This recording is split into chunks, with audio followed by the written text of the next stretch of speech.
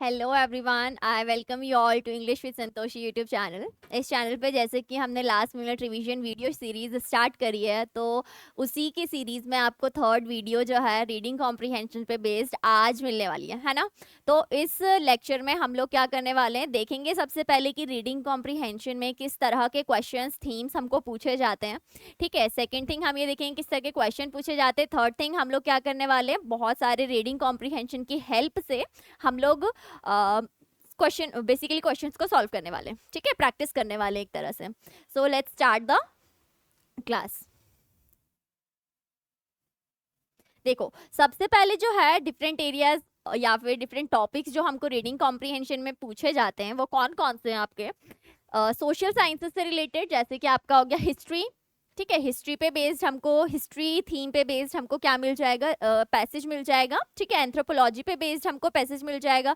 Sociology पे based हमको passage मिल जाएगा। अगर हम साइंस की थीम पे बात करें तो हमको बायोलॉजी, फिजिक्स, केमिस्ट्री, इस पे बेस्ड हमको क्या मिल जाएंगे, पैसेज मिल जाएंगे। ठीक है, या फिर अगर हम ह्यूमैनिटीज की बात करें तो आर्ट, लिटरेचर, ठीक है, इस पे बेस्ड जितने भी आपके आर्ट्स ह्यूमैनिटीज में सब्जेक्ट आते हैं उस पे बेस्ड हमको क्या मिल जाता है, पैसेज मिल जाता है। बिजनेस में ह्यूमन रिसोर्सेज या फिर आपके इकोनॉमिक्स से रिलेटेड हमको पैसेज देखने को मिलते हैं, अक्सर हमको देखने को मिलता है एफकेट एग्जामिनेशंस में, है ना। अब टाइप ऑफ क्वेश्चन जो है, किस तरह के क्वेश्चंस बेसिकली पूछे जाते हैं। ठीक है, मेन आइडिया वाले कि what is the main idea in the passage, ठीक है, what is the central theme of the passage, इस तरह के क्वेश्चन। या फिर हमको बोल दिया जाता है कि आपका जो पैसेज है उसके लिए एक टाइटल, आप लोग क्या टाइटल देना चाहोगे, इस तरह के क्वेश्चन हमको देखने को मिलते हैं। ठीक है, टोन ऑफ द ऑथर, कि ऑथर का जो टोन है वो किस तरह का है। ठीक है, मतलब जो पैसेज में वो क्या बोलना चाह रहा है, किस तरह से उसने अपने व्यूज को एक्सप्रेस किया है, मूड उसका क्या है। ठीक है, तो टोन ऑफ द ऑथर हमको देखने को इस तरह का क्वेश्चन हमको मिल जाता है। स्पेसिफिक फैक्ट क्वेश्चंस हमको देखने को मिलते हैं, मतलब कि हमको जो क्वेश्चंस हैं, क्वेश्चन में फैक्ट उठा के दे देते हैं अपने, हमको जो रीडिंग कॉम्प्रिहेंशन देते हैं उसमें से। ठीक है, और उस पे बेस्ड हमको क्या करना होता है, आंसर करना होता है, रीडिंग कॉम्प्रिहेंशन से पढ़कर उस फैक्ट का आंसर करना होता है ना। फिर आपका हो गया इम्प्लाइड क्वेश्चंस। ठीक है, मतलब कि आपको एक सेंटेंस दे दिया जाएगा पैसेज में से, और ये सेंटेंस क्या इम्प्लाई कर रहा है, क्या बोलना चाह रहा है, क्या बताना चाह रहा है जो सेंटेंस, उस तरह के क्वेश्चन हमको मिल जाते हैं। ठीक है, अकॉर्डिंग टू द पैसेज, इस तरह के क्वेश्चन भी कि according to the passage which of these statements are true और फॉल्स। ठीक है, या फिर इस तरह का क्वेश्चन आपको मिलेगा। या फिर किसी भी वर्ड का मीनिंग आपको पूछ लिया जाएगा, सिनोनियम, एंटोनियम बेसिकली वो पूछ लेते हैं। ठीक है, अब सेकंड थिंग आपकी बात आती है, जब भी आपको कॉम्प्रिहेंशन को अटेम्प्ट करना होता है तो आप किस तरह से कॉम्प्रिहेंशन को अटेम्प्ट करोगे। ठीक है, अगर आपका क्या है, अगर आपकी रीडिंग स्किल बहुत अच्छी है, आपका इसमें ग्रास्प अच्छा है, तो आप क्या करोगे, सबसे पहले तो क्वेश्चंस को फटाफट से रीड कर लो। ठीक है, सारे क्वेश्चंस को फटाफट से रीड कर लेंगे, उससे हमको क्या होगा, आइडिया लग जाएगा कि हमको पैसेज में किस चीज को ढूंढना है, किस पॉइंट को बेसिकली हम लोग को किस चीज का आंसर करना है।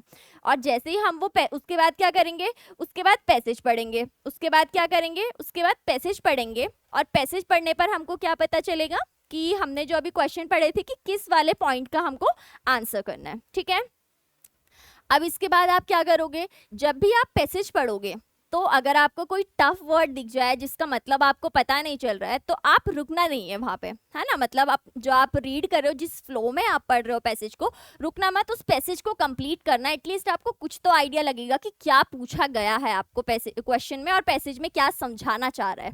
ठीक है, थर्ड थिंग, आप जब भी पैसेज को पढ़ो तो आप ना ऐसे घोट घोट के नहीं पढ़ते हैं, या मतलब स्क्रीन पे भी ऐसे ऐसे करके घोट घोट के नहीं पढ़ना है। आपको क्या करना है, आपको अपनी आईज का यूज करना है, सिर्फ आईज को रोल करके ही आप क्या कीजिए, पूरे के पूरे पैसेज को पढ़िए, बोल बोल कर भी मत पढ़िए।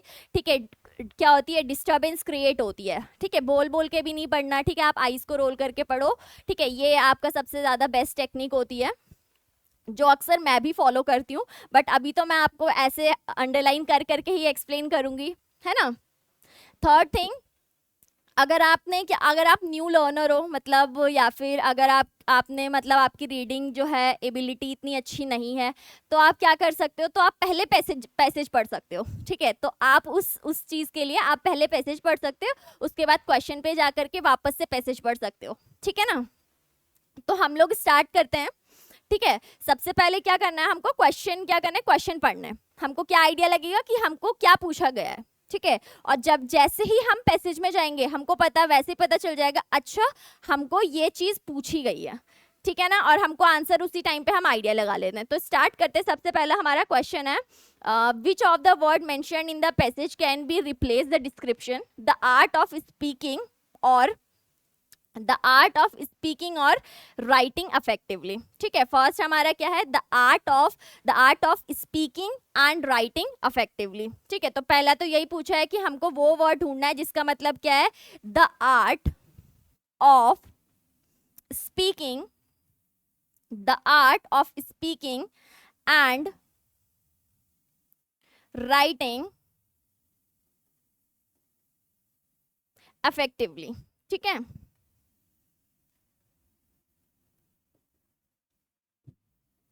ठीक है, फिर दूसरा क्वेश्चन क्या है इस पे बेस्ड आपका दूसरा क्वेश्चन है कि आपको पूछा गया है, connections are powerful, connections powerful होते हैं बिकॉज, क्योंकि क्यों होते हैं, human see themselves as part of the natural world, a mechanism for how such experiences influence wellbeing in an area, communion and mutual exchange become articulated through rhetoric of friendship and kinship, of lifelong involvement with non-human animals started at an early age.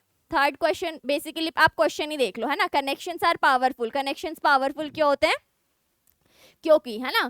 Third है हमारा, the strong emotional connections are transmitted through, strong emotional connections जो है वो किसके through transmit होते हैं, ठीक है।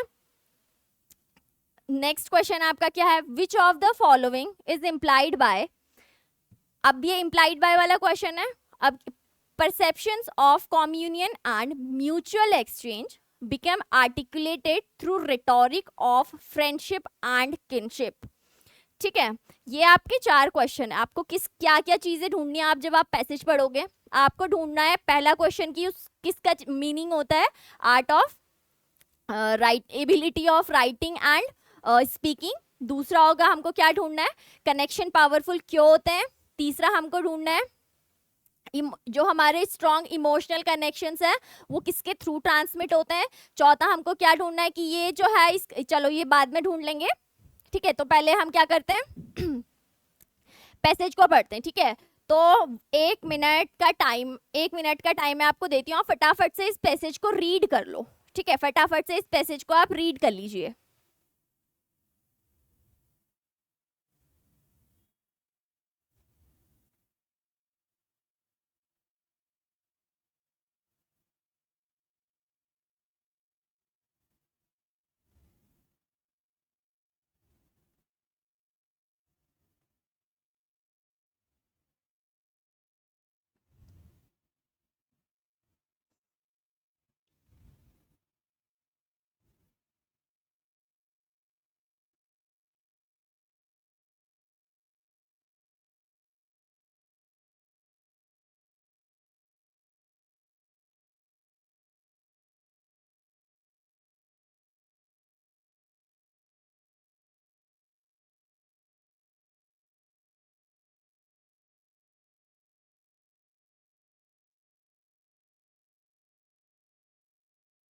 अच्छा, इतना इनफ है पहला, क्योंकि पहला पैसेज है, ठीक है। पहला पैसेज है तो इसीलिए आप, और ये अच्छा है पैसेज जो है समझने के लिए अच्छा है, ठीक है।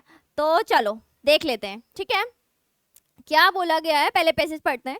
ऑल दो interactions between humans and wild animals have been explored in the literature, the mechanism through which such experiences influence well-being require further examination। मतलब कि क्या बोला गया है, हालांकि ह्यूमन और वाइल्ड एनिमल के बीच का जो इंटरेक्शंस है वो एक्सप्लोर किया गया है लिटरेचर में, बट क्या बोला गया है, द मैकेनिज्म, वो मैकेनिज्म जिसके द्वारा through which such experiences, through which ये सारे के सारे एक्सपीरियंसेस इन्फ्लुएंस करते हैं वेल बीइंग को, ठीक है, उसके लिए हमको और एग्जामिनेशन की फर्दर स्टडी की जरूरत है। ठीक है, तो क्या बोला अभी हमने देखा फर्स्ट सेंटेंस में हमको क्या मिला, फर्स्ट सेंटेंस में हमको मिला कि ऐसा बोला कि हालांकि इंटरेक्शन जो है ह्यूमन और वाइल्ड एनिमल के बीच में लिटरेचर में एक्सप्लोर किया गया है, बट वो मैकेनिज्म जिसके थ्रू ये सारे के सारे जो एक्सपीरियंसेस है वो वेल बीइंग को किस तरह से इन्फ्लुएंस करते हैं, इसके लिए और एग्जामिनेशन की अभी जरूरत है। ठीक है, अब इसके बाद despite idiographic differences between narratives, a common theme of relationships and connectedness between participants and non-human animals emerged। Second sentence में क्या बोला है, डिस्पाइट का मतलब क्या होता है, डिस्पाइट का मतलब क्या होता है, के बावजूद, डिस्पाइट का मतलब क्या होता है, के बावजूद, किसके बावजूद, डिस्पाइट इडियोग्राफिक डिफरेंसेस। अब इडियोग्राफिक डिफरेंसेस मतलब क्या होता है, देखो इडियोग्राफिक पहले तो इडियोग्राफिक मतलब जैसे ना पर्टिकुलर इंसान के व्यूज एंड आइडियाज, मतलब कि हर किसी इंसान के यूनिक आइडियाज होते कि नहीं होते, तो इंसान से इंसान के बीच में जो डिफरेंसेस है उनके आइडियाज के बीच में डिफरेंसेस है। Despite idiographic differences between narratives, मतलब कि नरेटिव्स के बीच में हर नरेटिव जो है वो अलग अलग कुछ ना कुछ बातें बता रहे हैं, उनके बीच में डिफरेंस के बावजूद a common theme of relationship, एक common theme relationship and connectedness between participants and non-human animals emerged। मतलब कि इडियोग्राफिक डिफरेंसेस के बावजूद एक common theme of relationship emerge हुआ, किसके बीच का, नॉन ह्यूमंस और non human animals and participants के बीच में। ठीक है, नॉन ह्यूमंस एंड पार्टिसिपेंट्स के बीच में इडियोग्राफिक डिफरेंसेस के बावजूद एक क्या इमर्ज हुआ, रिलेशनशिप एंड कनेक्टेडनेस। ठीक है, अब इसके आगे क्या कहा जा रहा है, the expression of this indicates, क्या इंडिकेट करता है, that human dolphin experiences fulfil aspects of the human need for connection and relationships and that the experiences promote well-being and environmental behaviors। क्या बोला गया है कि ये द एक्सप्रेशन ऑफ दिस क्या इंडिकेट करता है कि जो ह्यूमन डॉल्फिन जो है वो क्या एक्सपीरियंस करते हैं, fulfil aspects of human need, मतलब कि वो बोल रहे हैं कि उनके बीच में जो कनेक्शन है, कनेक्शन को क्या करने के लिए, फुलफिल करने के लिए वो क्या करते हैं, ज़रूरत महसूस करते हैं। और जो ये ज़रूरत है मतलब कनेक्शन के लिए, जो डॉल्फिन है, जो डॉल्फिन और ह्यूमन के बीच में, जो ह्यूमन डॉल्फिन के बीच में जो कनेक्शन है वो किस चीज़ का रिक्वायरमेंट उनको है, उनको किस चीज़ का रिक्वायरमेंट है बेटा, ह्यूमन एक्सपीरियंस है fulfil aspect of the human. ठीक है, क्या, fulfil aspects of the human need for connection and relationships and that the experiences promote well-being and environmental behaviors। ठीक है, और ये जो experiences है वो क्या promote करते हैं, ठीक है, experiences क्या promote करते हैं, well-being and environmental behaviors। ठीक है, क्या चीज प्रमोट करे, wellbeing and environmental behaviours, human dolphin experience करते हैं ये चीज। ठीक है, क्या, fulfil aspects of the human need for connection and relationships. ठीक है, अगला, this is contextualized within an ongoing nature relationship। ठीक है, ये कॉन्सेप्चुअलाइज कर दिया गया है हालांकि, ठीक है, with in an ongoing nature relationship and किसमें, और importance of a life long connection with wild life. ठीक है, इसको कॉन्टेक्चुअलाइज कर दिया गया है, ठीक है, किस चीज के लिए, to ensure that humans see themselves as part of the natural world, ताकि ह्यूमंस अपने आप को क्या कर सके, खुद को क्या देख सके, part of the natural world feel कर सके, देख सके। ठीक है, अब जितने भी नरेटिव्स यहाँ पर रिपोर्ट किए गए हैं, the narratives reported here describe strong emotional connections. ठीक है, जितने भी नरेटिव्स यहाँ पर ऊपर बोले गए हैं ये क्या डिस्क्राइब करते हैं, ये डिस्क्राइब करते हैं strong emotional connections transmitted through both tangible and perceived contact with dolphins which translate into positive of senses, emotion and well-being। ठीक है। अब ये जितने भी यहाँ पे नैरेटिव्स है ना, ठीक है, वो क्या डिस्क्राइब करते हैं? Strong emotional connections transmitted through both, किसके थ्रू ट्रांसमिटेड, किसके थ्रू? टेंजिबल। टेंजिबल का मतलब क्या होता है यहाँ पे? टेंजिबल का मतलब, टेंजिबल मतलब जिसको हम टच कर सकते हैं बेसिकली, ठीक है, विच कैन बी टच्ड, ठीक है, विच कैन बी फेल्ट, ठीक है, ऐसे लिख सकते हैं, that can be felt, that can be felt, ठीक है। Tangible and perceived. परसीव्ड का मतलब क्या हुआ?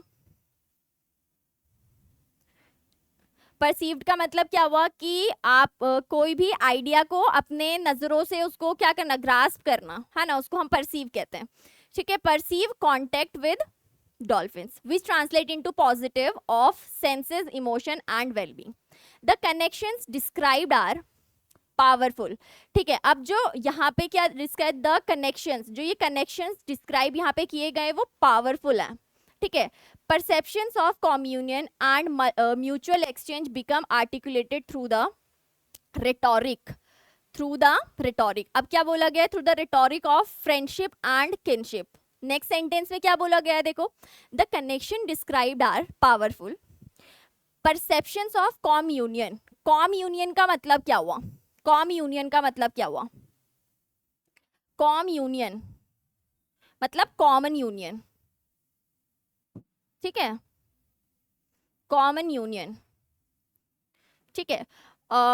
परसेप्शंस ऑफ कॉम्यूनियन मतलब कि उनके थॉट्स जो उन्होंने परसीव किया, जो उन्होंने अपने नजरिए से देखा, perceptions of communion and mutual exchange, और जो म्यूचुअल एक्सचेंज है बिकम आर्टिकुलेटेड, ठीक है। आर्टिकुलेटेड मतलब, आर्टिकुलेट मतलब क्लियरली क्या करना? क्लियरली किसी चीज को आर्टिकुलेट करना बेसिकली, है ना, articulated through the rhetoric of friendship and kinship. Rhetoric, rhetoric का मतलब क्या होता है? देखो, यहाँ पे हमको आंसर मिल चुका है फर्स्ट का, अभी पीछे वाले पैसेज के भी हमको आंसर, वैसे क्वेश्चन की आंसर हमको मिल गया है, ठीक है। रिटोरिक, रिटोरिक का मतलब कि किस तरह से कि जो परसेप्शन थे communion and mutual exchange become articulated, मतलब एकदम क्लियरली किस तरह से हमको मिले हैं? थ्रू द, किसके थ्रू? थ्रू द रिटोरिक, मतलब कि through the art of speaking और writing effectively, rhetoric of friendship and kinship. अब फ्रेंडशिप का मतलब आपको पता है, किनशिप का मतलब क्या हुआ? ब्लड रिलेशन, ठीक है, ब्लड रिलेशन, ठीक है। अब नेक्स्ट क्या है? इंपॉर्टेंटली इट अपियर्स दैट, अब इंपॉर्टेंटली क्या अपियर होता है? It appears that dolphin encounters are signifiers of wider relationships, ठीक है, both with nature and people, ठीक है। Next, in this case participants are reinforcing established habits of nature connectedness, habits reflecting a lifelong involvement with non-human animals। अब यहाँ पे देखो, reinforcing यहाँ पे आया, रेनफोर्सिंग इडियोग्राफिक का हमको मतलब पता चल गया, ठीक है। रेनफोर्सिंग का मतलब स्ट्रेंथनिंग, स्ट्रेंथनिंग हम बोल सकते हैं, ठीक है, या फिर अब आप लिख सकते हो, याद रखने के लिए ये वर्ड आप किस तरह से रख सकते हो?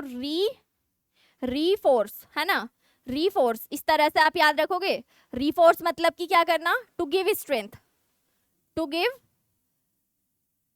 स्ट्रेंथ, बेसिकली स्ट्रेंथ प्रोवाइड करना, स्ट्रेंथनिंग, ठीक है। तो इस तरह से अभी हमने पैसेज पढ़ लिया, फर्स्ट का हमको आंसर भी मिल गया। क्या आंसर मिला? रेटोरिक है, ठीक है। रेटोरिक का मतलब क्या हुआ? द आर्ट ऑफ स्पीकिंग और राइटिंग इफेक्टिवली। सेकेंड हम क्वेश्चन क्या था? Connections are powerful, connections are powerful, connections powerful क्यों है? देखो, अभी हमने क्या देखा था, इस वाले पैसेज में हमको, इस वाले सेंटेंस में हमको मिला answer, the connections described are powerful. क्यों? Perceptions of communion and mutual exchange become articulated through, मतलब कि जो कनेक्शंस, मतलब कॉम्यूनियन के जो भी परसेप्शन थे, ठीक है, परसेप्शन है, और उनके म्यूचुअल एक्सचेंज बिकम आर्टिकुलेटेड, और जो उनके म्यूचुअल एक्सचेंज है वो एकदम क्लियरली क्या किए गए हैं? साइट किए गए हैं, किसके थ्रू? किसके through? Through the art of speaking और writing effectively of friendship and kinship. मिल गया आंसर? मिला आंसर, यहाँ पे हमको मिला, है ना, ये रहा आंसर। इस वाले सेंटेंस में हमको क्या मिला, आंसर मिल गया। ठीक है, तो देखो कहाँ है ये वाला आंसर आपका, सी पार्ट में हमको ये वाला आंसर है, communion and mutual exchange become articulated through rhetoric of friendship and kinship. ठीक है, मतलब समझ आया, मतलब समझ आया। अब देखो अगला, नेक्स्ट क्या है, the strong emotional connections are transmitted through, जितने भी हमारे स्ट्रॉन्ग इमोशनल कनेक्शंस है वो किसके थ्रू ट्रांसमिटेड होते हैं। ठीक है, देखते हैं। अब देखो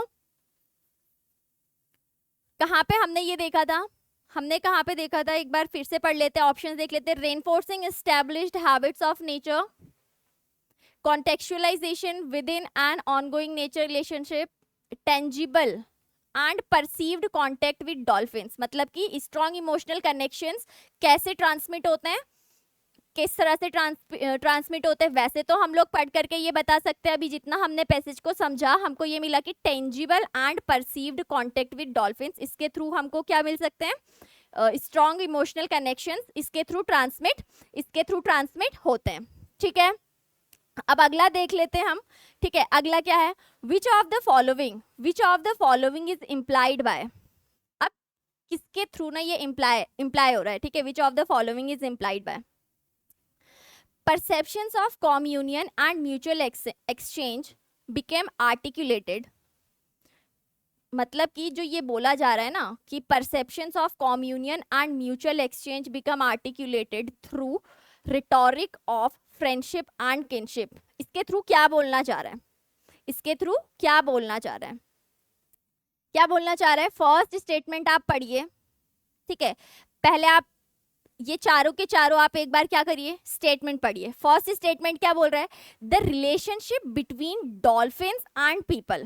ठीक है, the relationship between dolphin and people is regarded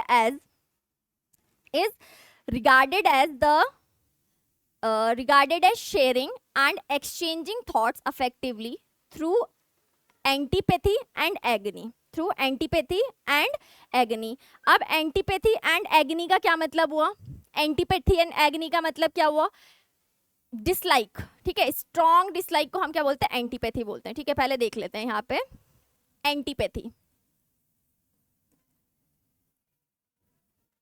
antipathy का मतलब क्या हुआ, स्ट्रॉन्ग फीलिंग ऑफ डिसलाइक। ठीक है, नेक्स्ट आपका क्या है, एगनी। एगनी का मतलब क्या हुआ, डीप पेन। ठीक है, डीप पेन आप बोल सकते हो एगनी का मतलब।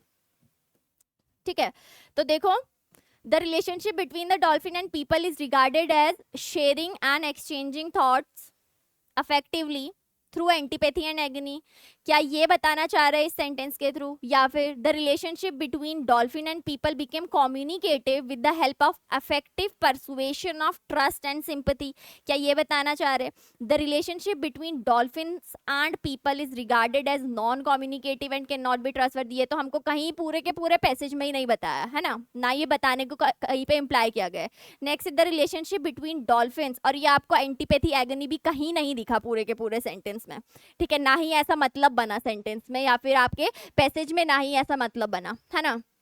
The relationship between dolphins and people is regarded as sharing and exchanging perception will effectively be exchanged through hostility। फिर से hostility and trust। देखो यहाँ पे तो हमने क्या कर लिया, पहले तो हमने एलिमिनेट कर लिया, पहले तो हमने एलिमिनेट कर दिया। क्यों, क्योंकि हमने पैसेज पढ़ा था और पैसेज पढ़ के हमको ये तो आइडिया लग गया कि ये सारे के सारी चीज़ें तो नहीं बोली गई है, कहीं पे हॉस्टिलिटी की बात नहीं की गई है, एंटीपैथी एगनी की बात नहीं की गई है।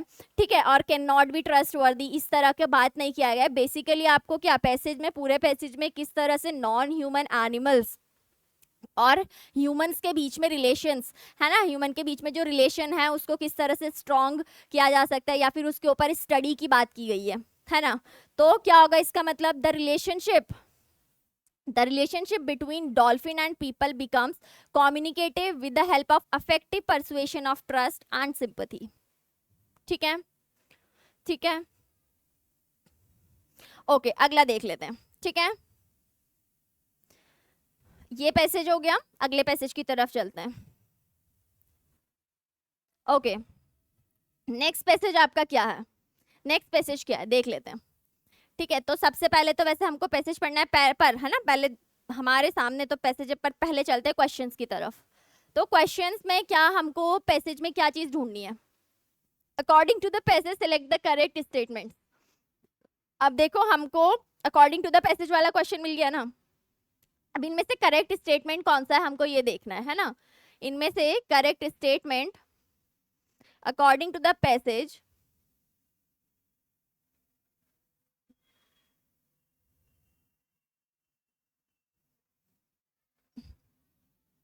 ठीक है, according to the passage select the correct statements. तो सबसे पहला है आपका कौन सा आपका स्टेटमेंट करेक्ट आपको ये देखना है। ठीक है, the central Western Ghats are shows a very meagre change in temperature. The analysis demonstrate that land use has played a major role in moderating microclimatic conditions in Western Ghats. Kerala and part of Karnataka have witnessed large-scale climate changes. ठीक है, next है what will be affect of reduction in rainfall in the region. क्या याद रखना है कि reason में rainfall मतलब रिडक्शन अगर रेनफॉल में होगा तो उसका अफेक्ट क्या होगा, ये चीज हमको किस में देखनी है, चीज हमको पैसेज में देखनी है, पढ़ते समय याद रखना है। According to the passage what is the meaning of carbon sequestration. Carbon sequestration का मतलब क्या है पैसेज के अकॉर्डिंग, ये हमको ध्यान रखना है। ठीक है, तो चलो पैसेज पढ़ा जाए। ठीक है, तो आपका फर्स्ट पैसेज सेकंड पैसेज क्या है आपका, large scale forest degradation and improper carbon sequestration are some of the causes of recent flooding witnessed in most parts of Karnataka and Kerala over the last 2 years. देखो यहां से start हुआ, जहां पे आपको फुल स्टॉप मिला, यहां पे आपका फर्स्ट सेंटेंस खत्म हुआ। ठीक है, अब फर्स्ट सेंटेंस का मतलब ये नहीं है कि जो फर्स्ट वाली लाइन में आपको मिला कि यही हमारा फर्स्ट सेंटेंस है, नहीं नहीं, फर्स्ट सेंटेंस मतलब फुल स्टॉप तक आपका फर्स्ट सेंटेंस होता है। ठीक है, तो large scale forest degradation and improper carbon sequestration are some of the causes. क्या है सम ऑफ द कॉजेज, किस चीज के, रीसेंट फ्लडिंग जो विटनेस हुए हैं in most parts of Karnataka and Kerala over the last 2 years। ठीक है, नेक्स्ट कार्बन सिक्वेस्ट्रेशन इज अभी हमने देखा था हमको किस चीज का आंसर ढूंढना है, यहाँ पे हमको मिल गया है। Carbon sequestration is a natural or artificial process by which carbon dioxide is removed from the atmosphere and held in solid और लिक्विड फॉर्म। मतलब कि ये हमको सेकंड सेंटेंस में मिला है, सेकंड सेंटेंस में हमको क्या मिला है, what is carbon sequestration. Carbon sequestration होता है आपका नेचुरल या फिर आर्टिफिशियल प्रोसेस जिसके थ्रू कार्बन डाइऑक्साइड को रिमूव किया जाता है एटमॉस्फेयर से। ठीक है, नेक्स्ट क्या है, ये आपकी फर्स्ट लाइन सेकंड लाइन, अब फर्स्ट सेकंड से अब थर्ड सेंटेंस की तरफ देखते हैं। Researchers at the Indian institute of science in their latest study report have found large scale land cover shaved off। उनको अपने recent studies में क्या मिला कि जो large scale land cover जो है वो shaved off हो चुकी हैं। ठीक है, leading to deforestation, जो क्या लीड कर रही है, that is leading to deforestation with degradation। ठीक है, डिफॉरेस्टेशन डिग्रेडेशन के साथ में जो क्या कॉजिंग 20 to 25% ऑफ एंथ्रोपोजेनिक। अब एंथ्रोपोजेनिक मतलब क्या हुआ, ह्यूमन रिलेटेड। ठीक है, एंथ्रोपोजेनिक कार्बन इमिशंस। ठीक है, resulting in a regional impact on climatic patterns. जो किस चीज में रिजल्ट कर रही है, resulting in a regional impact, मतलब कि जो क्लाइमेटिक पैटर्न्स के रीजनल क्लाइमेटिक पैटर्न्स जो है, ठीक है, उसके रीजनल इम्पैक्ट शो कर रही है। मतलब कहना क्या चाह रहा है इसमें कि रिसर्चर्स ने क्या फाउंड किया है कि जो हमारे लेटेस्ट स्टडी रिपोर्ट में फाउंड किया कि लार्ज स्केल कवर जो है, ठीक है, वो क्या है, शेव ऑफ, मतलब वो क्लियर हो चुका है, ठीक है, जिसकी वजह से डिफॉरेस्टेशन हो रहा है विद डिग्रेडेशन, ठीक है, जो क्या कॉज कर रहा है, वो कॉज कर रहा है कि 20 से 25% ह्यूमन रिलेटेड कार्बन इमिशंस, ठीक है, और जो ह्यूमन रिलेटेड कार्बन इमिशंस है वो रिजल्ट किस में कर रहे हैं, वो हमारे जो क्लाइमेट पैटर्न्स है, क्लाइमेट पैटर्न्स को अफेक्ट कर रहे हैं, क्लाइमेट पैटर्न्स को क्या कर रहे हैं, अफेक्ट कर रहे हैं, ठीक है। The loss of forest cover has also modified the local rainfall pattern, ठीक है। अब फॉरेस्ट कवर का जो लॉस है उसने ऑल्सो क्या मॉडिफाई किया है कि हमारा जो रेनफॉल पैटर्न है उसको भी मॉडिफाई कर दिया, ठीक है। नेक्स्ट है द स्टडी, कौन सी study, carbon sequestration potential of the forest ecosystems in the Western Ghats, a global biodiversity hotspot, ठीक है। आपका स्टडी क्या है, आपका स्टडी है the study carbon sequestration potential of the forest ecosystems in the Western Ghats, a global biodiversity hotspot by researchers from the Centre of Ecological Sciences, from the Centre of Ecological Sciences on the fragile Western Ghats. कहाँ पे उनकी study कहाँ हुई थी, उन्होंने जो किया है वो ठीक है, जो रिसर्चर्स हैं वो इकोलॉजिकल साइंसेस के हैं, उन्होंने स्टडी कहाँ पे किया है, स्टडी उन्होंने किया है फ्रेजाइल मतलब कमजोर, ठीक है, फ्रेजाइल, फ्रेजाइल मतलब कमजोर, फीबल इसे हम कहते हैं, ठीक है, वीक, फ्रेजाइल, फीबल, ठीक है, फ्रेजाइल वेस्टर्न घाट्स। इन्वेस्टिगेटेड, क्या investigated landscape dynamics with climate trends and carbon sequestration potential, ठीक है।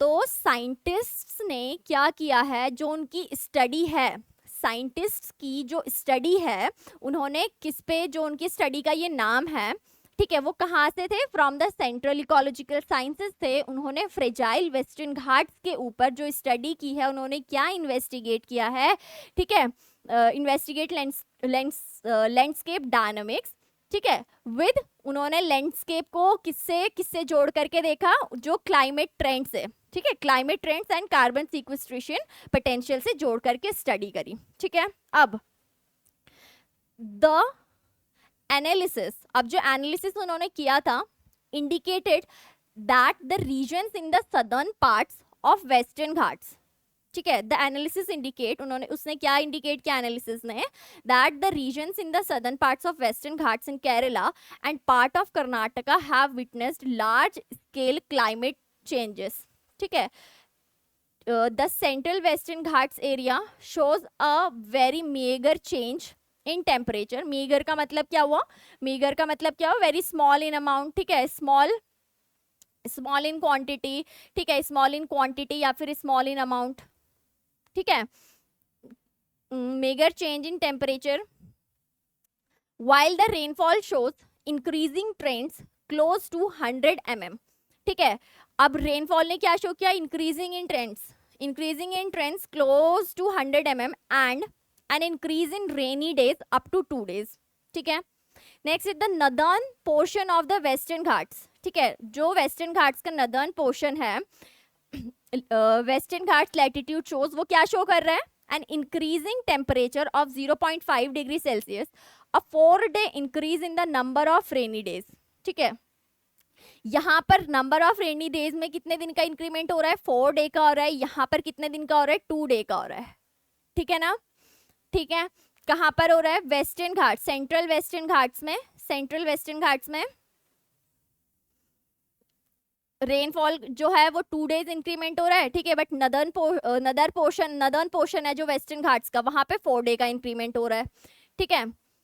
And an increase in rainfall by between 100 mm and just over 250 mm, ठीक है। दीज एनालिसिस डेमोन्स्ट्रेट, अब देखो यहाँ पे एक और बात मैं आपको बताऊं, तो अभी हमने एक जगह पढ़ा था एनालिसिस, ठीक है, एनालिसिस, तो एनालिसिस का जो प्लूरल हुआ वो क्या हो गया, एनालिसिस, SES, बेसिकली इसको हमने चेंज कर दिया तो इसका प्लूरल बन गया एनालिसिस, ठीक है। तो कहाँ पर हम दीज एनालिसिस, ठीक है, क्योंकि दीज लगा है, दीज के बाद में analysis plural form, these analysis demonstrate that land use has played a major role in moderating microclimatic conditions ठीक है, ये इन एनालिसिस ने डेमोन्स्ट्रेट ये किया है कि जो land use has played a major role, इसने मेजर रोल प्ले किया है moderating micro climatic conditions in the Western Ghats, ठीक है, over a temporal scale. The reduction in rainfall and an increase in temperature can affect carbon stock in the region. अब जो rainfall में reduction है, ठीक है, और टेम्परेचर में जो इंक्रीमेंट है वो किस चीज को अफेक्ट कर सकता है? कार्बन स्टॉक, ठीक है, किसको? Carbon stock in the region, ठीक है। तो इस तरह से तो पहले हमने क्या पढ़ लिया, पूरा का पूरा पैसेज पढ़ लिया, और थोड़े बहुत हमने जो क्वेश्चंस लिए थे स्टार्टिंग में पढ़े थे, ठीक है, उससे हमने मतलब भी समझ लिया, ठीक है। तो अभी देख लेते हैं, अब देख लेते हैं पैसेज के अकॉर्डिंग ना कौन कौन से करेक्ट स्टेटमेंट है। The central Western Ghats are shows a very major change in temperature. देखो जरा, सेंट्रल वेस्टर्न घाट्स यहाँ पे थे, है ना। The central Western Ghats are shows a very major change in temperature. चलो भाई, फर्स्ट स्टेटमेंट करेक्ट है, ओके, फर्स्ट स्टेटमेंट हमारा करेक्ट है, ठीक है। सेकेंड स्टेटमेंट देखो, the analysis demonstrate that land use has played a major role in moderating micro climatic condition in the Western Ghats. क्या ये सही स्टेटमेंट है? देखो जरा, हमने कहाँ पे पढ़ा था? यहाँ पे, these analysis demonstrate that land use has played a major role in moderating micro climatic condition in Western Ghats. बिल्कुल सही है, ठीक है। सेकेंड आपका सेंटेंस भी बिल्कुल सही है। Third, Kerala and part of Karnataka have witnessed large scale climatic changes. Kerala and part of Karnataka दोनों ने क्या लार्ज स्केल क्लाइमेट चेंजेस क्या किए हैं? क्या क्या विटनेस किए हैं। तो भाई देखो, अभी यहाँ पे ओनली ए का ऑप्शन है तो ये तो है नहीं, ठीक है, ओनली बी का ऑप्शन है, ये भी आपका ओनली सी का भी नहीं, आपका क्या होगा, क्योंकि ए और बी तो सही है तो सी भी सही है, ऐसा कोई हमको दूसरा ऑप्शन मिल नहीं रहा है, तो हमारा डी ऑप्शन करेक्ट है। हमारे सारे ही statement according to the passage correct है, ठीक है। नेक्स्ट आपका क्या है? What will be the effect of reduction in rainfall in the region, ठीक है। अगर रेनफॉल में रिडक्शन हुआ तो अफेक्ट क्या होगा? हमने क्या ये पढ़ा था अभी लास्ट पे, देखो, the reduction in rainfall and increase in temperature can affect carbon stocking in the carbon stock in the region. तो आपका ए ऑप्शन इसमें हो जाएगा कार्बन स्टॉकिंग, ठीक है। नेक्स्ट है, according to the passage what is the meaning of carbon sequestration. Carbon sequestration का मतलब क्या हुआ?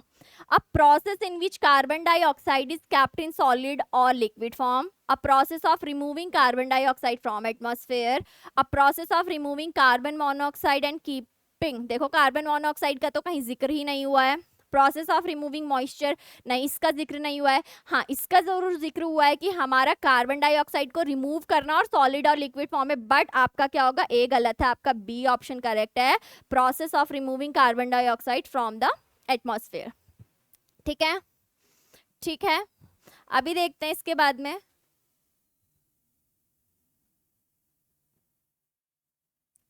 अभी देख लेते हैं, ठीक है। नेक्स्ट क्वेश्चन, नेक्स्ट क्वेश्चन देखो क्या है, सेरीकल्चर। ये देखो नेक्स्ट पैसेज छोटा सा है, इजी सा है, इजी सा देखने में भी है, ठीक है, तो फटाफट से हो भी जाएगा। देख लेते हैं क्या है, पहले पढ़ लें क्वेश्चंस, ये तो छोटा सा ही है, कुछ ही लाइंस में, बट स्टिल पहले क्वेश्चन देखो, what is the most widely use silk form species. तो हमको पहले क्वेश्चन में पैसेज पे पढ़ते समय देखना पड़ेगा कि widely use silk form species, ठीक है, कौन सी है। दूसरे में, in which of the following countries sericulture is not an important cottage industry. कौन कौन सी कंट्रीज में जो है सेरीकल्चर इंपॉर्टेंट कॉटेज इंडस्ट्री नहीं है। कॉटेज इंडस्ट्रीज हमारे कौन से होते हैं बेटा? स्मॉल स्केल इंडस्ट्रीज, जिसमें बेसिकली हम हैंड्स का यूज करते हैं, है ना, स्मॉल स्केल, ठीक है, स्मॉल स्केल इंडस्ट्रीज आप बोल सकते हो इन्हें, ठीक है, स्मॉल स्केल इंडस्ट्रीज, ठीक है, जिसमें हम किसका यूज करते हैं? यूज करते हैं हम हैंड, अपने मतलब हाथों के थ्रू ही हम क्या करते हैं, उसको उस इंडस्ट्री में काम करा जाता है, बेसिकली जो बिजनेस चलता है, ठीक है। Next, in which archaeological period silk was first produced. चलो भाई, कहाँ पे? छोटा सा है, मिल जाएगा, देखते हैं एक बार, पढ़ लेते हैं। सेरीकल्चर और silk farming is the cultivation of silkworms to produce silk. Sericulture क्या होता है भाई? ठीक है, सिल्क फार्मिंग होती है, cultivation of silkworm to produce silk. ठीक है, नेक्स्ट है although there are several commercial species of silkworms, ठीक है, बॉम्बिक्स मोरी, ठीक है, the caterpillar of a domestic silk moth is the most widely used and intensively studied silkworm। हमको क्या देखना था, widely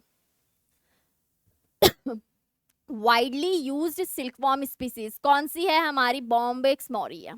ठीक है, ठीक है, कहाँ पे मिला हमको, यहाँ पे मिला है इस वाले सेंटेंस पे, बॉम्बिक्स मोरी। ठीक है, जो कि क्या है, कैटरपिलर है, किस चीज का, डोमेस्टिक सिल्क मॉथ का।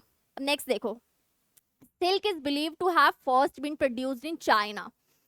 ठीक है, सबसे पहले कहाँ पर प्रोड्यूस किया गया है, ऐसे क्या माना जाता है कि चाइना में सबसे पहले प्रोड्यूस किया गया है as early as the Neolithic period sericulture. मतलब कि किस दौरान, नियोलिथिक पीरियड के दौरान। ठीक है, नियोलिथिक पीरियड के सेरिकल्चर के दौरान वहां पर इसको प्रोड्यूस किया गया है। Has become an important cottage industry in countries such as Brazil, China, France, India, Italy, Japan, Korea and Russia. ठीक है, अब देख लो भाई इसमें कौन सा नहीं है। फ्रांस हमारे पास है, बिल्कुल है। ठीक है, चाइना तो है ही, सबसे पहले वहीं बिलीव किया जाता है शुरुआत। कोरिया है, बिल्कुल है। क्या नहीं है, अर्मेनिया नहीं है, तो अर्मेनिया में नहीं होता है। ठीक है, तो आपका कौन सा है, डी ऑप्शन। नेक्स्ट है, in which archaeological period silk was first produce, तो ये हो गया आपका क्या, नियोलिथिक पीरियड। ठीक है, नियोलिथिक पीरियड, ओके, ठीक है, ठीक है, नियोलिथिक पीरियड, ऑल राइट। अब देखते हैं इस पे, छोटा सा पैसेज था आपका, अब अगला देख लेते हैं, नेक्स्ट पैसेज। अब नेक्स्ट पैसेज क्या है, तो सबसे पहले तो हम क्या करेंगे, सबसे पहले तो हम क्या करेंगे,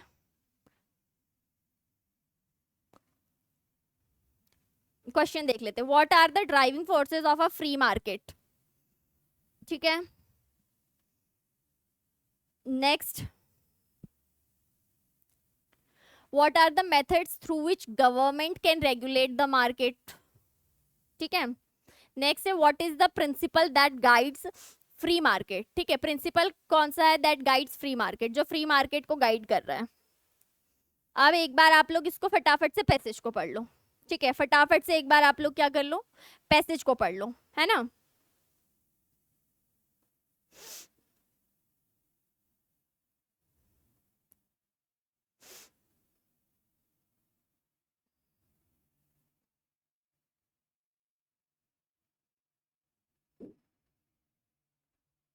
चलो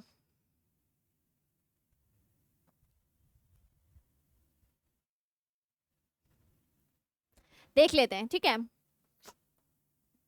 स्टार्ट करते हैं पढ़ना। तो in economies a free market is a system.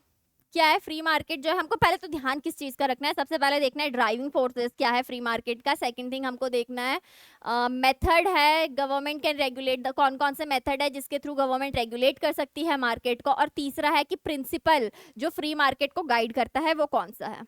ठीक है, वो कौन सा है। ठीक है, तो देखो भाई, in economies a free market is a system in which the prices of goods and services are determined by the open market and consumers, in which the laws and forces of supply and demand are free from any intervention by a government, price setting monopoly or other authority. The laissez-faire principle expresses a preference for an absence of non-market pressures on prices and wages, such as those from discriminatory government taxes, subsidies, tariffs, regulations of purely private behavior or government granted or coercive monopolies. ठीक है, अब देख लेते क्या बोला है first sentence में कि जो इकोनॉमीज है, अब फ्री इकोनॉमीज में अब फ्री मार्केट एक सिस्टम ऐसा होता है जिसमें प्राइसेस फॉर गुड्स और सर्विसेज जो है वो डिटरमाइन किया जाता है ओपन मार्केट एंड कंज्यूमर्स के द्वारा।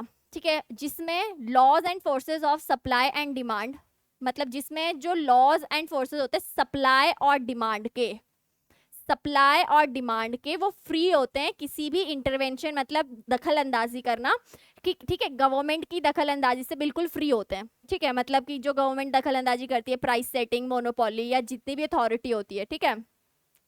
तो इसके बाद है the laissez faire principle express, the laissez faire principle expresses, क्या एक्सप्रेस करता है, a preference for an absence of non market pressures. तो जो हमारा लेसेज फेयर प्रिंसिपल है वो क्या प्रेफर करता है, क्या प्रेफर करता है, prefers for an absence of non market pressures on prices and wages, ठीक है, प्राइसेस और वेजेस पे नॉन मार्केट प्रेशर को क्या करता है वो प्रेफरेंस करता है, such as those from discriminatory government, specially किससे, डिस्क्रिमिनेटरी गवर्नमेंट्स, ठीक है, और आपके क्या हो गए, टैक्सेस हो गए, subsidies, tariffs, regulations of purely private behaviour और गवर्नमेंट ग्रांटेड और कोरेसिव मोनोपोलीज को, ठीक है।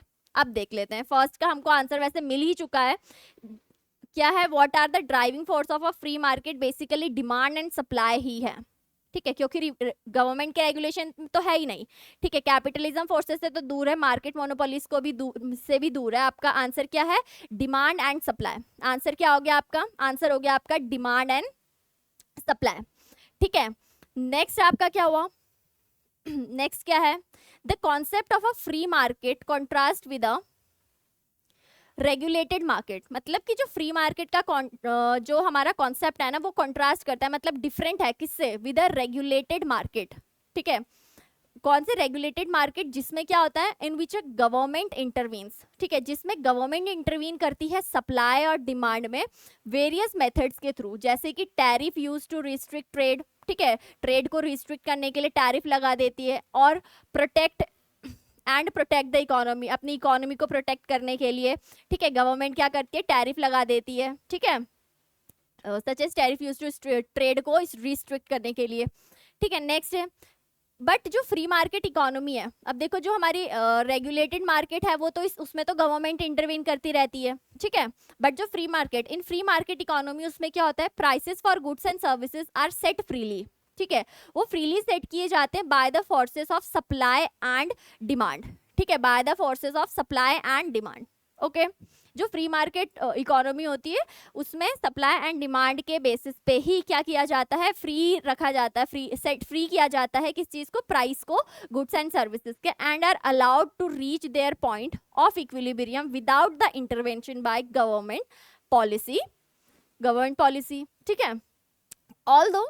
Although free markets are commonly associated with capitalism within a market economy, in contemporary usage and popular culture, free markets have also been advocated by free market anarchists. But देखो क्या है, क्या बोला गया है, हालांकि फ्री मार्केट जो है, हालांकि फ्री मार्केट आर कॉमनली, उनको एसोसिएट किए जाता है किससे, कैपिटलिज्म से, ठीक है, within a market economy, ठीक है, इन contemporary usage and popular culture, ठीक है, free markets have also been advocated by free market anarchist. Anarchy का मतलब क्या होता है, एनार्की का मतलब क्या होता है, एनार्की का मतलब होता है नो रूल, ठीक है, कोई रूल नहीं, ठीक है, anarchist, market social, free market anarchist, market socialist and some proponents of cooperatives. Proponents का क्या मतलब हुआ, ठीक है, प्रोपोनेंट्स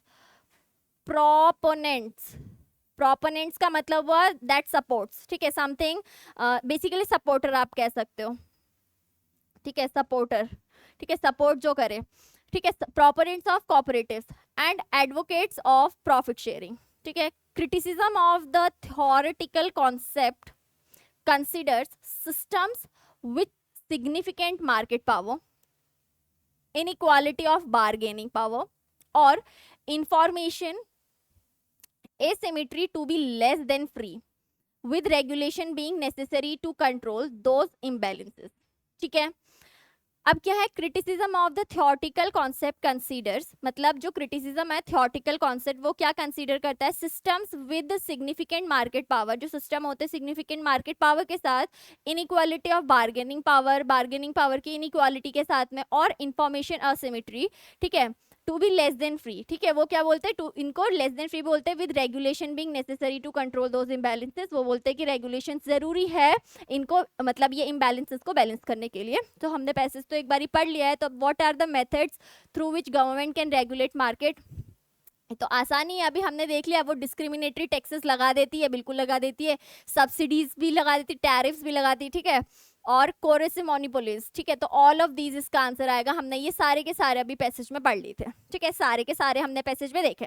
अगला, what is the principle that guides free market, सबसे पहले देखा ना हमने, देखो हमने देखा था ना, कहाँ देखा था हमने, the laissez faire principle, एक ही तो प्रिंसिपल हमने पूरे उसमें पढ़ा, the laissez faire principle expresses the preference for an, basically ना यही था हमारा, है ना, the laissez faire principle. तो इसी में चलते हैं, कौन सा, C option, laissez faire, ठीक है, सी ऑप्शन हो गया आपका लेस इज फेयर।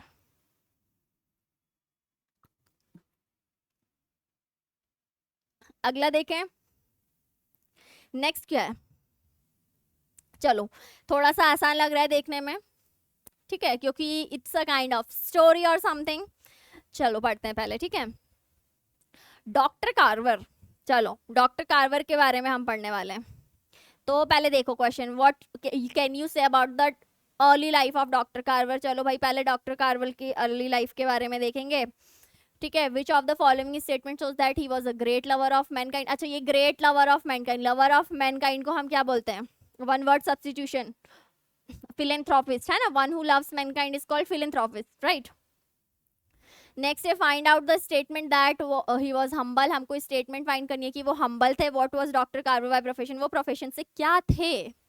चलो पढ़ते हैं, doctor Carver was an American Negro slave, वो क्या थे, एक अमेरिकन नेग्रो स्लेव थे। नेग्रो एक प्रजाति होती है, स्लेव मतलब दास, है ना, अमेरिकन नेग्रो स्लेव थे। Who by dint of his ability, किसके बलबूते पर, किसके दम पर, उनकी his ability became a scientist. तो भाई हमको पता चला कि वो अपने दम पर एक साइंटिस्ट बने। वो क्या थे, अमेरिकन नेग्रो स्लेव थे, ठीक है, एंड एजुकेटर। तो हाउ साइंटिस्ट बने और एजुकेटर बने ऑफ वर्ल्ड वाइड फेम, जिनका वर्ल्ड वाइड फेम हुआ, ठीक है। A national monument has now been created to honour him, अब एक नेशनल मॉन्यूमेंट भी क्रिएट हो गया है, ठीक है, उनको ऑनर करने के लिए। This monument has been built at his birth place in the United States of America, ठीक है। ये जो है, ये मॉन्यूमेंट कहाँ पे बना हुआ है, उनके बर्थ प्लेस पे बना हुआ है। Carver's life and achievements prove the American saying, ठीक है, कार्वर्स की जो लाइफ और अचीवमेंट्स है वो क्या प्रूव करती है, एक अमेरिकन सेइंग है, you can't keep a great man down, कि आप ग्रेट मैन को कभी भी डाउन नहीं कर सकते हो, ठीक है, डाउन नहीं रख सकते, you can't keep a great man down.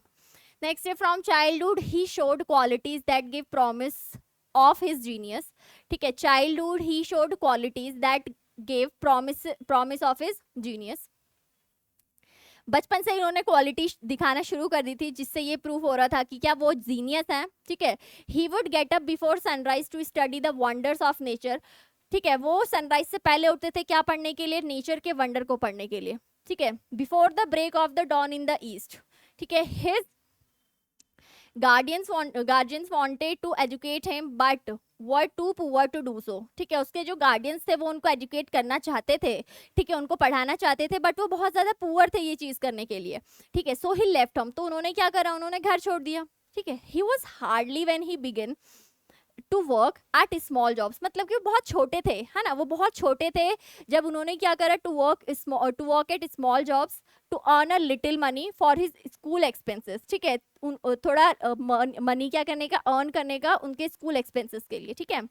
A little मतलब क्या हुआ, देखो लास्ट क्लास में हमने देखा था ना, अ लिटिल मतलब सम अमाउंट, थोड़ा सा, थोड़ा, ठीक है। नेक्स्ट क्या हुआ, he continue to do so even when he was at college, मतलब कि उन्होंने ये करना कॉन्टिन्यू किया जब वो कहाँ थे, कॉलेज में भी थे। He continue to do so even when he was at college, ठीक है। Thus he passed his MSc examination and became a professor, अब उन्होंने क्या करा, उन्होंने एमएससी का एग्जामिनेशन पास किया और वो प्रोफेसर बन गए। There he wrote several books on science subject, वहां पे उन्होंने साइंस सब्जेक्ट पे बहुत सारे क्या लिखे, बुक्स भी लिखे, ठीक है। His chief desire was to do the greatest good to the greatest number of people, मतलब कि उनकी चीफ सबसे इच्छा क्या थी, मेन डिजायर उनकी क्या थी कि उनको क्या करना है, उनको बहुत ज्यादा अच्छा काम करना है द ग्रेटेस्ट नंबर, ज्यादा से मैक्सिमम नंबर ऑफ पीपल के लिए, ठीक है। He left all his life savings to found scholarship for research in agricultural chemistry. अब उन्होंने उनके जितनी भी लाइफ सेविंग्स थी उन्होंने कहाँ पर उसको यूज कर दी, कहाँ पर उसको यूज कर दी, scholarship for research in agricultural chemistry, मतलब कि स्कॉलरशिप्स में बेसिकली दे दी, है ना। He knew this research was bound to benefit farmers, वो जानते थे कि ये जो रिसर्च है वो क्या किसको बेनिफिट करेगी, फार्मर्स, पूरी दुनिया में, ऑल ओवर द वर्ल्ड, ठीक है। दो वर्ल्ड फेमस ही, मतलब कि वो वर्ल्ड फेमस थे, ठीक है, दो world famous, he never felt, वो उन्होंने कभी भी क्या नहीं किया, घमंड नहीं करा, प्राउड नहीं किया, he never felt proud of his discoveries, ठीक है, उनकी डिस्कवरीज के ऊपर उन्होंने कभी भी घमंड नहीं किया, ठीक है। अब एक कोट है यहाँ पे, आई डिस्कवर्ड नथिंग, ठीक है, ही वंस सेड, ठीक है, आई डिस्कवर्ड नथिंग, उन्होंने क्या कहा, मैंने कुछ भी डिस्कवर नहीं किया है, इनकी जो उन्होंने जो कोट किया है यहाँ पे, क्या किया है, I discovered nothing, he once said, I am God's agent, the instrument through which he works, ठीक है, मैं भगवान का क्या हूँ, एजेंट हूँ, और वो इंस्ट्रूमेंट हूँ जिसके थ्रू भगवान क्या कर रहे हैं, काम कर रहे हैं अपना, ठीक है। तो क्या हुआ, what can you say about the early life of doctor Carver's, कि he was born with a silver spoon in his mouth, मत देखो ये ना इडियम है, born with silver spoon in mouth, ठीक है, born with silver spoon mouth, इसका मतलब होता है ना बॉर्न इन रिच फैमिली और वेल्दी फैमिली, उसको हम क्या कहते हैं, born with a silver spoon in mouth, ठीक है। नेक्स्ट है, he was brought up in an orphanage, ये तो हमने नहीं देखा। नेक्स्ट है, he was to struggle a lot at his parents were poor, मतलब कि उनको बहुत ज्यादा स्ट्रगल करना पड़ा था एज हिज पेरेंट्स, उनके पेरेंट्स पुअर थे, या फिर he was brought up and educated wealthy parents, नहीं वेल्दी का कहीं पे मेंशन नहीं है, सी आप ऑप्शन आपका करेक्ट है, he has to struggle a lot as his parents were poor, ठीक है। नेक्स्ट है, which of the following statement shows that he was a great lover of mankind, he offered charitable services to the poor, he desired to do the greatest good to the greatest number of people, he opened several colleges and institutes, he advocated all his life savings, देखो ये भी काम उन्होंने किया है, ये भी काम उन्होंने किया है, ठीक है, ये भी ओपन उन्होंने चैरिटी बेसिकली दी है, तो बेसिकली ना इन सब के पीछे उनकी डिजायर क्या थी, to do the greatest good to the greatest number of people, तो ये आपका क्या होगा, मोस्ट अप्रोप्रिएट होगा, ठीक है। Next, find out the statement that he was humble, कैसे पता चला ही वो हम्बल थे, he never felt proud of his discoveries, he always respected one, कहीं मेंशन नहीं किया गया ये तो, he was very polite in his attitudes, चलो एक बारी के लिए बोला गया है बट ठीक है, नॉट मेंशन, ठीक है। ही एडमायर्ड हिज ओन अचीवमेंट्स, ये भी उन्होंने कभी नहीं किया, तो क्या होगा आपका, he never felt proud of his discoveries, ठीक है, अपने डिस्कवरीज के ऊपर उन्होंने कभी भी घमंड नहीं किया। Next, what was doctor Carver by profession, भाई प्रोफेशन से वो क्या थे, देखो हमने पहले देखा था रुक जाओ देख लेते हैं पहले, ठीक है, साइंटिस्ट, पहले तो scientist he became a scientist, और लास्ट में हमने देखा था वो प्रोफेसर बन गए थे, है ना, कहाँ पर हमने देखा था, ऑलराइट बिकेम अ प्रोफेसर, ठीक है, यहाँ पर हमने देखा था कि वो प्रोफेसर बन गए थे, और यहाँ पर क्या है, साइंटिस्ट, तो साइंटिस्ट और प्रोफेसर है, ठीक है, साइंटिस्ट और प्रोफेसर, डॉक्टर तो नहीं है, साइंटिस्ट और प्रोफेसर, ठीक है, प्रोफेसर है और साइंटिस्ट है, तो ए एंड बी नहीं, बी एंड सी होना चाहिए था, वैसे यहाँ पे B and C, professor and scientist, ठीक है। चलो अगला देखें, चलो छोटा सा है फटाफट से पढ़ लेते हैं, पहले क्वेश्चंस देखो। Primary focus of the study, ये 4-5 लाइनें हैं ना, इसमें देखना है कि फोकस, प्राइमरी फोकस किस चीज में किया गया है, what is the main consequence of rising sea temperature हमको देखना है, and which factor is contributing to the acidification of oceans, में कौन सा फैक्टर जो है वो क्या कर रहा है, कॉन्ट्रीब्यूट कर रहा है, ठीक है। तो कौन कौन सा देखो, पहले the primary focus of the study is on, पढ़ लेते हैं। A recent study conducted by scientists at a renowned university explore the impact of climate change on marine ecosystem. भाई पहले ही सेंटेंस में हमको पता चल गया, इसमें जो बात की जाएगी, जो स्टडी की बात की जाएगी, मरीन इकोसिस्टम की बात की जाएगी। तो आपका फर्स्ट का हो जाएगा बी आंसर। क्या हो जाएगा? बी आंसर हो जाएगा, मरीन इकोसिस्टम। ठीक है, अगला, what is the main consequence of rising sea temperature according to the study? चलो देख लेते हैं। The researchers found that rising sea leading to the widespread rising sea temperature। ठीक है, तो यहाँ पे टेम्परेचर भी आ जाएगा, rising sea temperature leading to the wide spread bleaching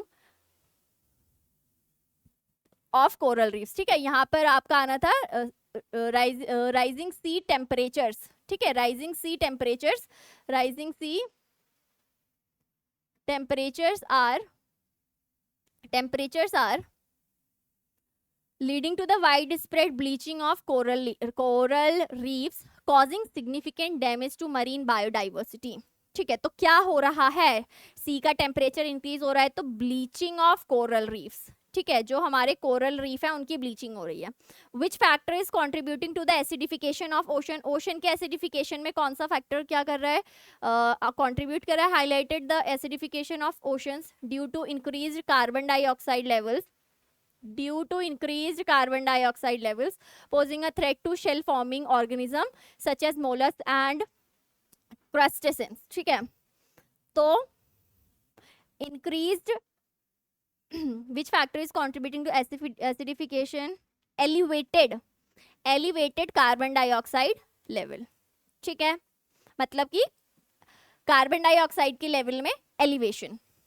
ठीक है, एलिवेशन मतलब क्या हुआ? एलिवेशन। ठीक है, एलिवेशन का मतलब क्या हुआ? मतलब हुआ आपका क्या? इंक्रीमेंट। ठीक है, क्या हुआ? इंक्रीमेंट। ठीक है, अगला देख लेते हैं। ये आपका क्या होगा?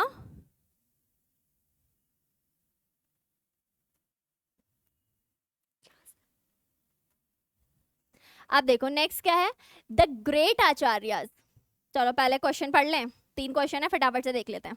विच of the following is the source of energy? भाई सोर्स ऑफ एनर्जी इनमें से कौन सा होता है? The author chief concern, author का चीफ कंसर्न क्या है?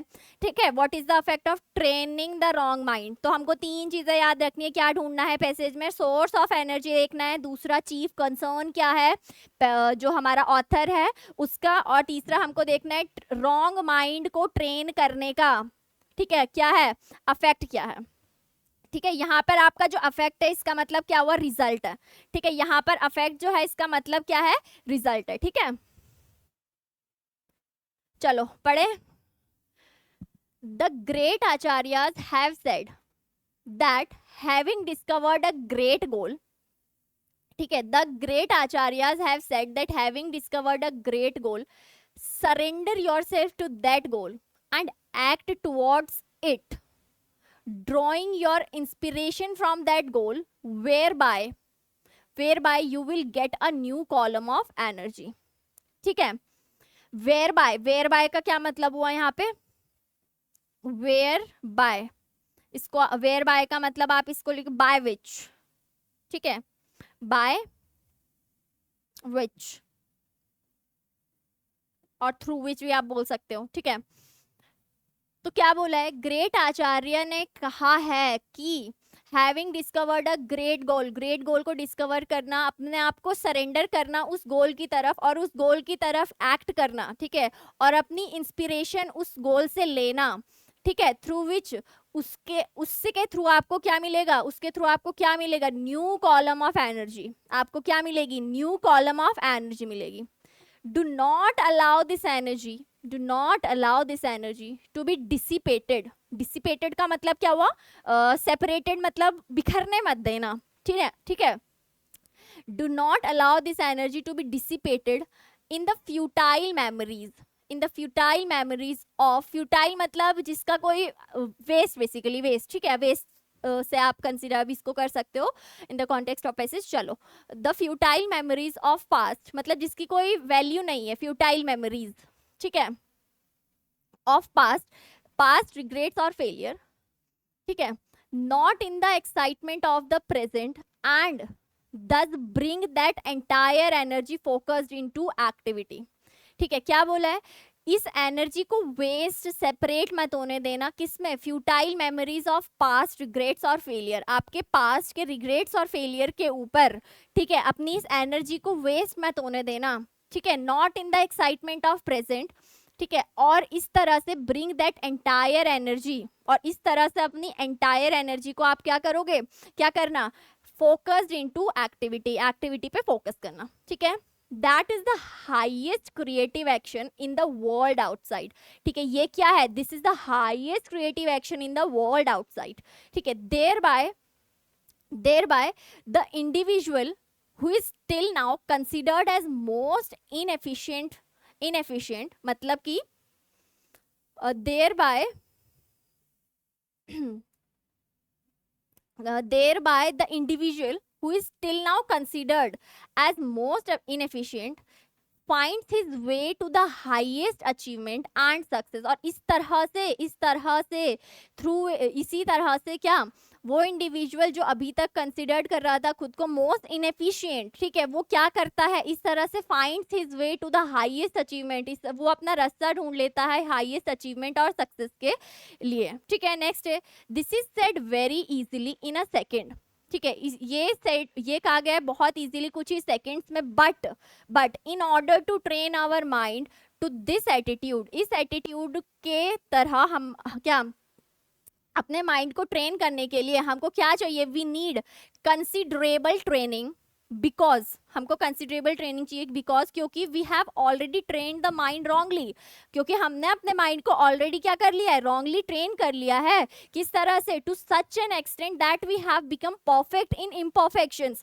मतलब कि हमने अपने माइंड को इतनी गलत तरीके से ट्रेन कर लिया है टू सच एन एक्सटेंट, इस हद तक कि हम क्या हो चुके हैं कि हम इम्परफेक्शंस में भी क्या ढूंढने लगे हैं, परफेक्शन ढूंढने लगे हैं, ठीक है, next, not knowing the art of action we have become master artist in doing wrong things, ठीक है, किसी भी एक्शन को करने की कला ना जानते हुए भी, ठीक है, हम क्या बन चुके हैं, रॉन्ग थिंग्स को करने के मास्टर बन चुके हैं, ठीक है, next, the totality of activity will bring the country to a wrong end, ठीक है, इंडीड, क्या बोला गया है, वास्तव में ये जो एक्टिविटी की टोटलिटी है, मतलब ये क्या करेगा, कंट्री को क्या करेगा, will bring a country to a wrong end, ये कंट्री को रॉन्ग एंड में लाके रहेगा वास्तव में, है ना, द पॉइंट क्या है, the point is intellect is very powerful, intellect मतलब हमारा ज्ञान, बुद्धि, दिमाग, है ना,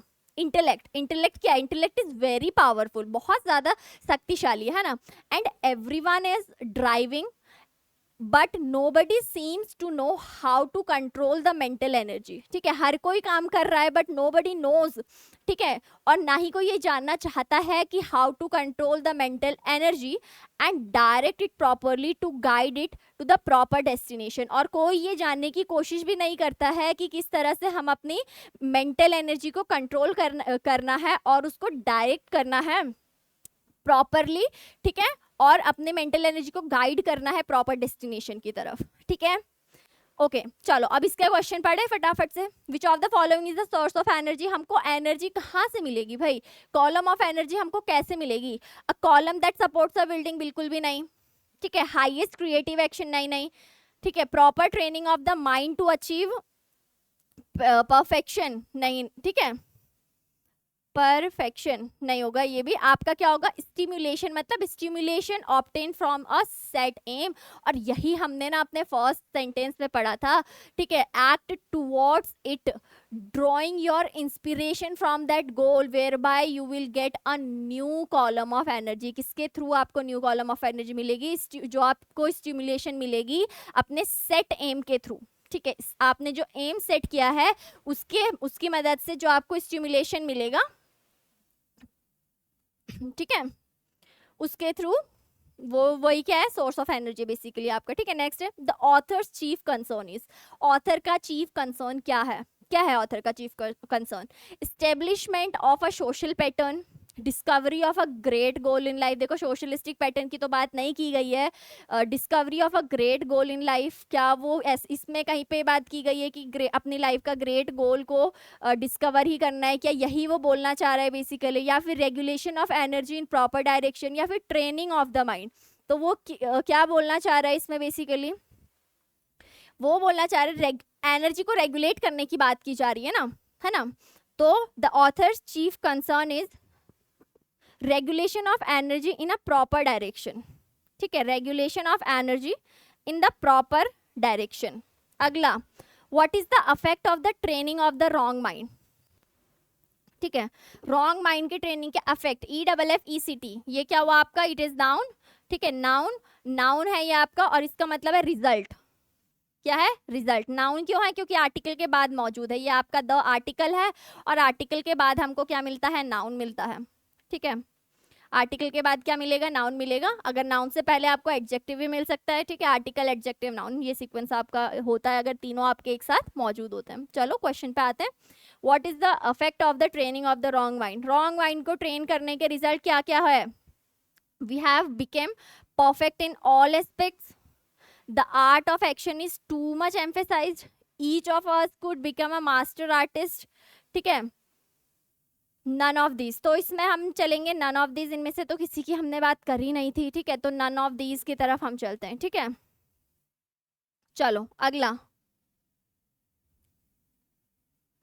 नेक्स्ट क्या है, देखो फटाफट से क्वेश्चन कितने हैं इसमें भी, 3 ही तो क्वेश्चन है, ठीक है, तो एक काम करो, आप पहले इसको फटाफट से पढ़ लो एक बारी, ठीक है, छोटा सा पैसेज है, इसको फटाफट से पढ़ लो।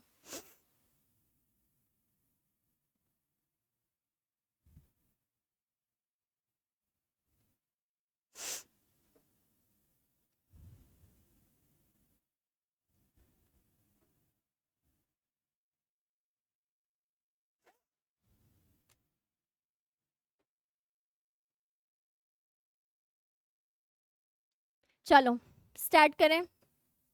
इन spring polar bear mothers emerge from dens, dens मतलब जहां पर वो बेयर रहते हैं, जहां पर वो बेयर रहते हैं, विद 3 month ओल्ड कब्स, मतलब कि 3 महीने के जो कब्स होते हैं उनके साथ, कब्स हम किसको कहते हैं, जो बियर के क्या होते हैं, बेबी को हम कब कहते हैं, ठीक है।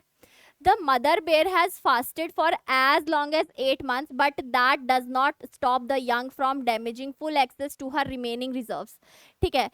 अभी पहले क्वेश्चंस पढ़ लें, पहले हम पैसेज पे चले गए, पहले क्वेश्चंस देख लेते हैं। With reference to the passage the following assumptions have been made, polar bears fast as long as 8 months due to unavailability of prey, और polar bear always give birth to triplets। अब triplets की कहाँ से बात की गई है, पहला तो हम पढ़ ही रहे हैं, है ना। फीमेल पोलर बियर कौन से मंथ में बर्थ देती है, मदर बेयर क्या करती है, take sides of every cub, let the cubs fend for themselves, feed only their favourites is all, चलो ठीक है।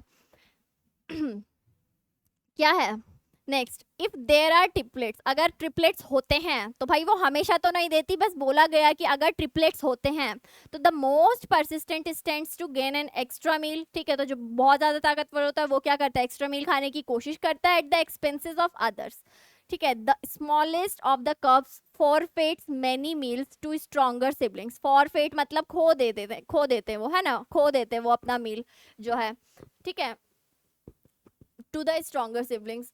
Females are protective of their cubs but tend to ignore family rivalry over food, मतलब कि वो protective तो होती हैं but जो उसकी फैमिली की राइवलरी होती है ना फूड को लेकर के, उसको इग्नोर करती हैं कि अगर कोई अच्छा किसी को मिल रहा है नहीं मिल रहा है, झगड़ रहे हैं इस सब चीज़ों को, ठीक है। इन 21 years of photographing polar bears I have only once seen a smallest of triplets survive till autumn, ठीक है, मतलब कि 21 साल की फोटोग्राफी में मैंने क्या देखा है, सिर्फ वन सीन है स्मॉलेस्ट, बस एक ही बार मैंने क्या देखा है कि जो तीनों के तीनों ट्रिपलेट्स हैं वो विंटर में पैदा होकर के ऑटम तक रहे, ठीक है।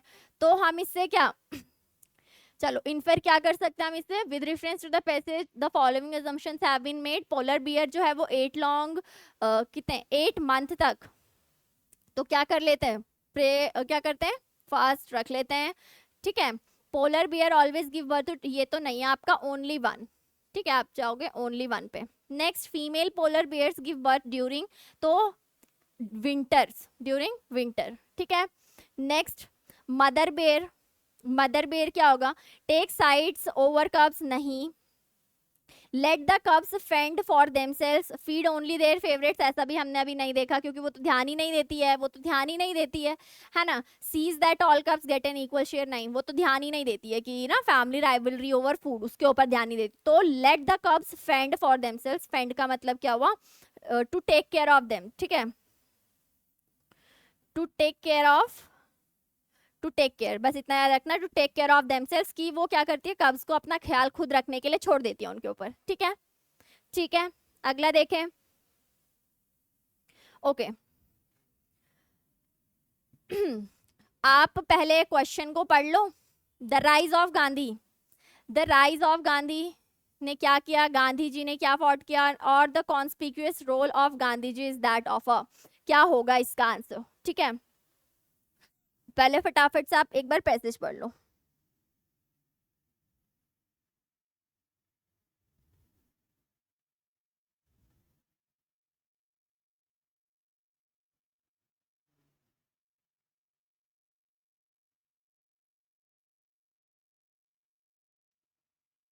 चलो पढ़े पैसेज। कौन एंड देन गांधी केम, उसके बाद गांधी जी आए। He was like a powerful current of fresh air, वो कैसे थे, he was like a powerful current of a fresh air that made us stretch ourselves and take deep breaths like a beam of light that pierces the darkness and remove the scales from our eyes like a whirlwind that upset many things but most of all the working of people's minds, ठीक है। उसके बाद गांधी जी आए, वो कैसे थे, he was like a powerful current of fresh air, ठीक है, जिन्होंने that made us stretch ourselves, ठीक है, and take deep breaths like a beam, ठीक है, टेक अ डीप ब्रेथ्स, और किस तरह से है, like a beam of light that pierce, pierce मतलब थ्रू समथिंग, ठीक है, पायर्स, ठीक है, इसका बोल सकते, परफोरेट भी आप कह सकते हो, ठीक है, perforated, perforated, pierce, perforated, the darkness that pierce the darkness, darkness को एकदम क्या करते हुए, एकदम से छेदते हुए बोल सकते हो, है ना। And remove the scales from our eyes, हमारी आंखों से स्केल्स हटाते हुए, लाइक अ व्हिरलविंड, व्हिरलविंड की तरह है, that upset many things but most of all the working of people's minds.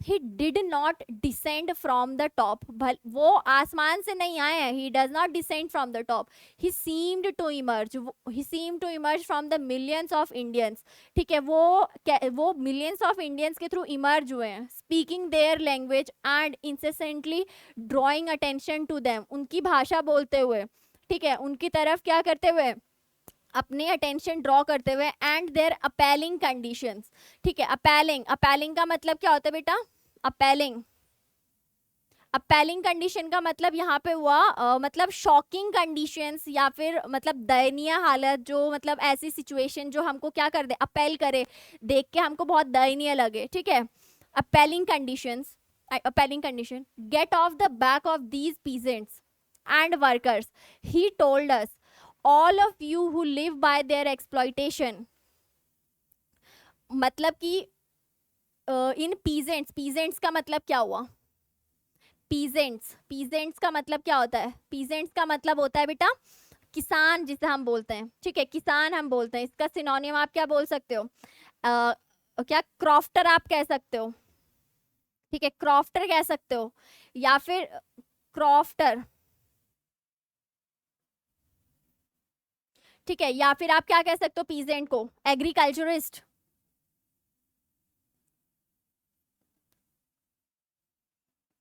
ठीक है।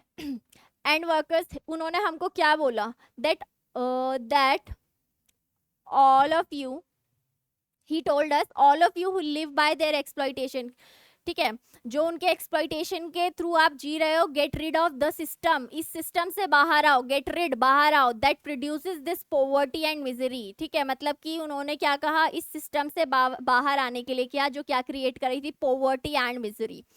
ठीक है, तो पॉवर्टी मतलब गरीबी, मिजरी मतलब दुख आपका। ठीक है, the rise of Gandhi ji, the rise of Gandhi क्या हुआ, made India powerful, shocked people, people को शॉक तो नहीं किया उन्होंने। ठीक है, मेड वुमेन फील सिक्योर, ये मेंशन नहीं किया हुआ है, मेड इंडिया पावरफुल ये भी मेंशन नहीं किया हुआ, but made the condemnation of the exploiters final. Okay, next है गांधी जी फॉट द, ठीक है, उन्होंने क्या फॉट किया, क्या उन्होंने रिच अमीर लोगों को, अप्रेसर को, अपैथेटिक मासेस को, या फिर अनजस्ट सिस्टम, उन्होंने फॉट किया अनजस्ट सिस्टम को। किसको फॉट किया उन्होंने, अनजस्ट सिस्टम को फॉट किया।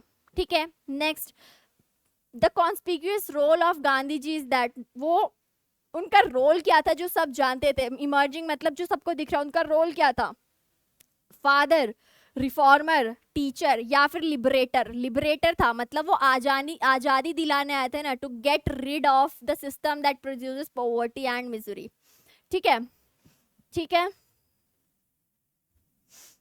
तो यहाँ पर जो है हमारी हमने जो क्या किया, क्वेश्चन की प्रैक्टिस करी, रीडिंग कॉम्प्रीहेंशन की प्रैक्टिस करी, थ्रू PYQs हमने ले लिए, और किस तरह से हमने अटेम्प्ट किया है बेसिकली। ठीक है, तो इस वीडियो को अगर आपने देख लिया है एंड तक, ठीक है, तो थैंक यू वेरी मच, आपने भी ज़रूर कुछ सीखा ही होगा। अब मिलते हैं हमारी नेक्स्ट क्लास में, डेफिनेटली कुछ FCAT एग्जामिनेशन से रिलेटेड, FCAT से पहले इसी सीरीज़ में नेक्स्ट लेक्चर लेकर आएंगे।